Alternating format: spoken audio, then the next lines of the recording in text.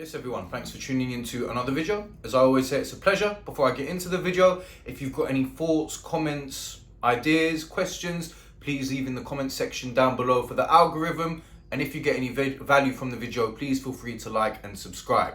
And in today's video, I'm going to be talking about the effects that Humira / Autoimmune has had on my psoriasis. Now, I'm actually taking it for my psoriatic arthritis. As you can see, my fingers are still not 100%, but they are getting better. And that was the main reason for me taking Humira. But of course, it comes along with the fact that it may be very beneficial for psoriasis. Now, my psoriasis was never really that bad. I had a couple, you can see there, for example, there's like a really small mark. There was a little bit on my elbows. But where it was really bad was on my scalp. And when I say really bad, I mean really bad. I got a hair transplant about 3 months ago and had all my hair shaved off. And I could really see up close how sore and painful it looked. I'll put some pictures on screen now so you can get an idea.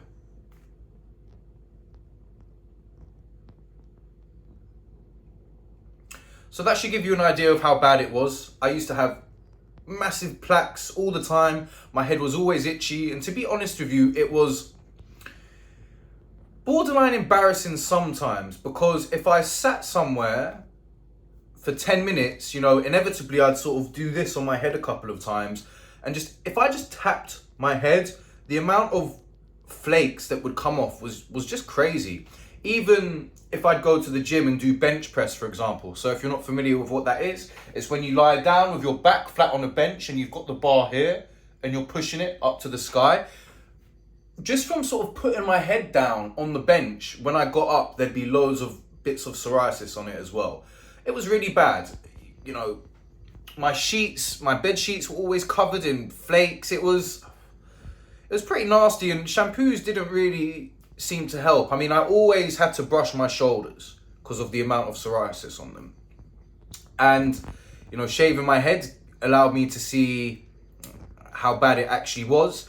And now, after taking Humira for coming up to 2.5 months now, it's basically non-existent. You can see nothing's coming off my head when I do this.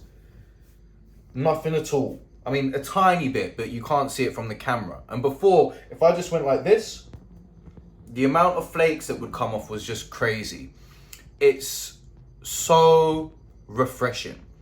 As I said, I had a couple small patches on my body, a couple patches on either elbow here, on my actual elbow, a couple small patches on my leg, a really small patch on my upper back. But they weren't really noticeable, but they basically have just gone. There's scarring that's left behind. I guess that's to be expected.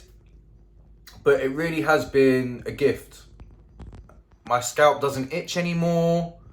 And I'm very pleased because I got the hair transplant, because I was worried that the scratching of my head may affect the success of the procedure. So overall, Humira for my scalp psoriasis, my psoriasis in general, after 2.5 months, it's basically gone. If I come really close, now you can't really see. If I were to shave my head, all my hair off, you'd probably see sort of lots of scarring all over my head from where the plaques were really bad. But yeah, it's basically gone. I even had psoriasis sort of in my ears and around the back of them, and that's sort of gone as well. So it's basically 98% cleared up. That's great.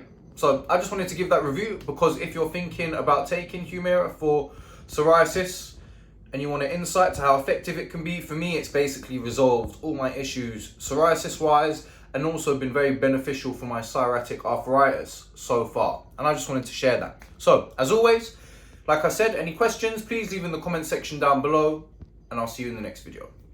Peace.